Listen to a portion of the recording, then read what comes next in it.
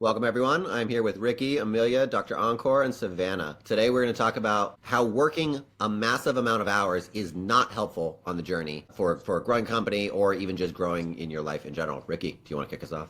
Yeah, cheers, man. I think having done this, having blacked out, passed out, whatever you want to call it, during my PhD, I look with hindsight, which is a great thing.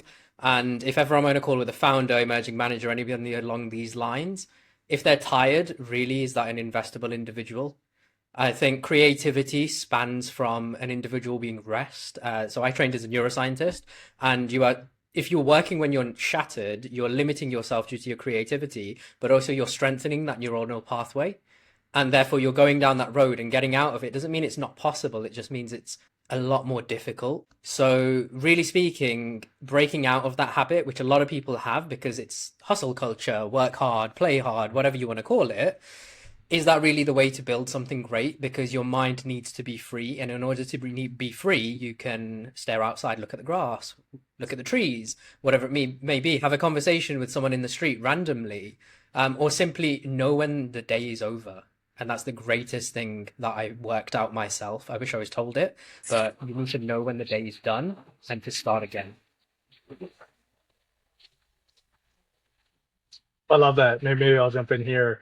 Look, I think there's so much dead time, right? You can spend 12 hours, but really you're only effectively doing something for 4 hours. The rest is scrolling, the rest is having meetings and whatever the case may be. So, how much of your hours are you actually doing that's productive? So, I think that's one. But I'm actually going the flip side. I think you should know yourself because we can sit here and say long hours is terrible, you burn out, but there are certain people who they love that. And if they had to sit on the beach or they had to socialize, that would actually hamper what they're doing because they're just not built like that. So I think for the vast majority of us, I think hustle culture is probably not the greatest thing because we think long hours means productivity and it's not. But I think there's a very small subset that actually benefit from just being all in all the time. So I'll go that way.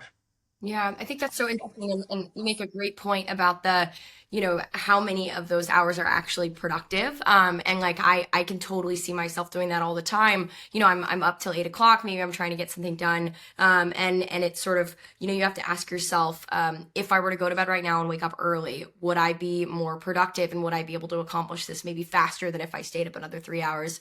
And I don't think that we do that enough, especially when we're in that sort of like habit of just diving down and really trying to whether it's crank something out or finish something. So yeah, that's really interesting. I'm gonna go in between and say that with my schedule, I like to have intense periods of work and then intense periods of rest. Like it's a good balance between the two to have like 15-minute meetings back to back to back to back to back to where like I'm hustling during those periods, but then I have periods of intense rest where I'm going to be more creative, think more, and in those rest periods are the time that my brain has moments to think of, oh, I should reach out to this person, or I should reach out to this person, and then I start again during my work periods. So I feel like the good balance of like really hard work, like really intense work and intense rest where you're like resting, being creative, thinking of new ideas, it helps your business in both ways. Because I went through a period where I was working, like 20 hours a day, like as an emerging manager, as a founder, and I found that I was just as productive when I limited myself to a certain amount of hours per day where I could be effective, creative, do the amount of work that I need to do, but also work out, be healthy, get sleep, exercise, nutrition, and all the things that I need to do to be a good human, but also be a good leader at the same time. Yeah, I think it's not necessarily about in general case. Working a lot of hours, I don't think is great. But I agree that like with, Dr. Encore and some of the other people, like if you do end up working more hours because that's your type, maybe you're a little more obsessive. I can be a little bit more obsessive. I can like to work a lot of hours, but I also like to be very bursty like Savannah is, where it's like heavy work and then heavy rest. So it's not necessarily about an absolute number of hours that's right or wrong.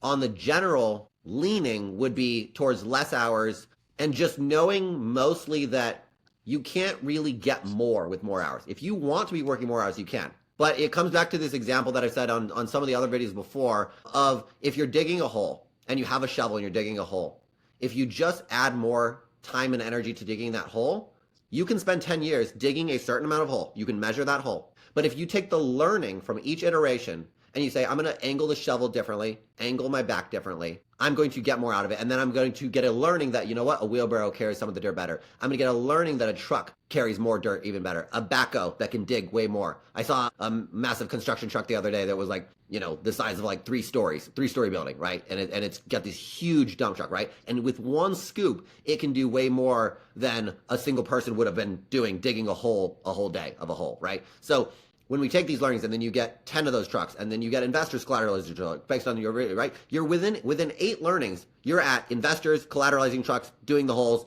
and you're not sitting there for 10 years trying to dig with one shovel, right? So this is the essence that I really want to dive into with people is like, yes, if you like to work all throughout the day because you want to be in this always on state, always engaged in whatever you're doing, whether it's across one thing or multiple things, fine.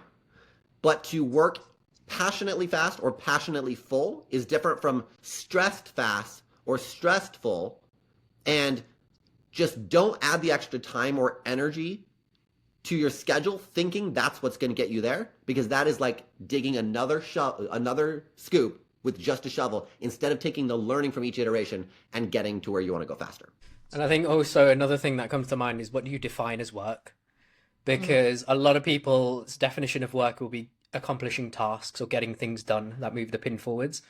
That's the physical. There is also the mental. You need the mental clarity to think through things of what you actually need to put in place before things can even get done. And that thinking only comes with an individual that is well rested, well fed, well watered, if I'm perfectly honest. If you're not sleeping well, the same with if you're training in the gym and you want muscular growth, if you lack sleep, nutrition, the correct water, you're not going to really get that growth. The same way the mind operates also in forms of neuronal correct connections. So it's important to define what your work is. A lot of the things that I end up doing in a short space of time, which is like the admin or the outreach, I call like the physical work from my laptop at my desk. Most of the time, it's actually I'm thinking about things. What moves the pin forwards quickly? How can I do this in a more efficient manner? Who needs to be the individual I need to bring on board in order to move the pin forwards? And then I get to my physical stage, which is the execution stage, as I call it. Yeah, I love that. Look, I think a lot of it comes down to self-awareness. You got to know when your productivity is diminished or your performance isn't what it used to be based on, maybe the highs that you had. Case in point, founders are always told book as many pitches as you possibly can and stack them together. They don't realize that they don't have the stamina or the pace for it. And so one bad pitch bleeds into the next. And at the end, you've got 30 pitches you've done and 29 were terrible. And it didn't have to be like that. So know yourself, pace yourself at whatever point you can, and always look at, well, is this the most that I can produce in the time that I have? And what does it look like from the times that I did perform very well? And what does it look like now where maybe I'm not doing so well? So I'll say just self-awareness is the biggest thing. Yeah, I think self-awareness is really important. Also, focusing on what's important in general is that not having your identity in the hustle, but having your identity in impact is really important, because when we're running a business, we don't necessarily want to be working all the time and doing everything on our own. Like we want to run an business within this. And we want to focus on the impact that we're creating with our time. So making our time as efficient as possible to create impact and not having too much identity in the hustle of the day. Yeah, that's super interesting. When you're not in that flow state, maybe you're not feeling like you can be in the hustle. If you're doing something that sort of goes against that identity you gave yourself, you're going to start losing some self-confidence in the belief in that. And so I think that's really interesting, separating your identity from the hustle and from the impact or the sort of outcome that you're striving for, because then you can waver and you can actually start to build a habit of, all right, well, now I am going to get rest and do these sorts of things and try to recuperate. I love it. What a great place to end. Thank you guys for chatting today. Thanks for having me. Thanks, Take dude. care, everybody.